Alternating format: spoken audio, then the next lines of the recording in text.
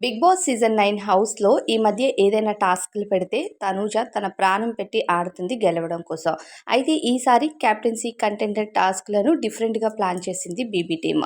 ఇక హౌస్‌లోకి X contestants కొంతమంది వచ్చి సంచాలకుగా కాకుండా వాళ్ళు గేమ్స్ ఆడుతున్నారు కంటెస్టెంట్స్‌తో. అయితే ఇప్పటికే హౌస్‌లోకి ప్రియాంక జైన్ అలానే గౌతమ్ కృష్ణ ఇద్దరు కూడా ఎంట్రీ ఇచ్చారు. వీళ్ళతో టాస్క్‌లు ఆడారు కొంతమంది కంటెస్టెంట్స్. ఇకపోతే మూడవ ఎక్స్ కంటెస్టెంట్‌గా హౌస్‌లోకి ప్రేరణ అయితే ఎంట్రీ ఇచ్చిందట.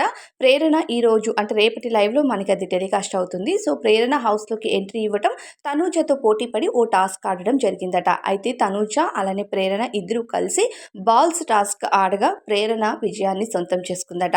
అయితే ప్రేరణ టాస్క్‌లో ఎలా ఆడుతుందో మనం గత సీజన్‌లో చూసిందే. తనూజతో కంపేర్ చేస్తే కాస్త ఫిజికల్లీ తను గట్టిగానే ఆడుతుంది టాస్క్‌లు. అయితే టాస్క్‌లు ఆడేటప్పుడు కొన్నిసార్లు అవుతూ ఉంటది.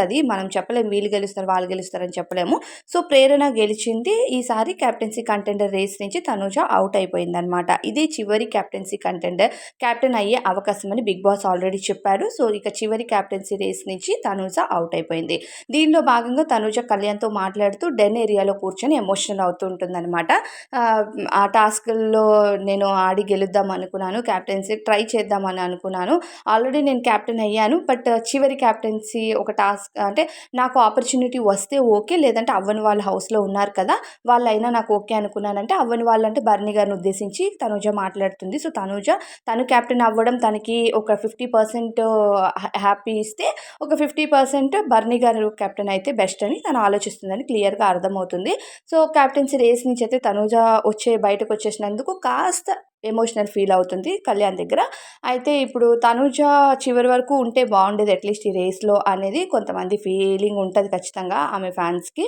ఇక హౌస్‌లో కెప్టెన్సీ కంటెండర్ రేస్‌లో కళ్యాణ్ ఉన్నాడు. మరి నెక్స్ట్ ఎవరొస్తారు ఆ రేస్‌లోకి అనేది చూద్దాం. మరి ఎవరు కెప్టెన్ అవ్వాలని మీరనుకుంటున్నారో కామెంట్ చేయండి.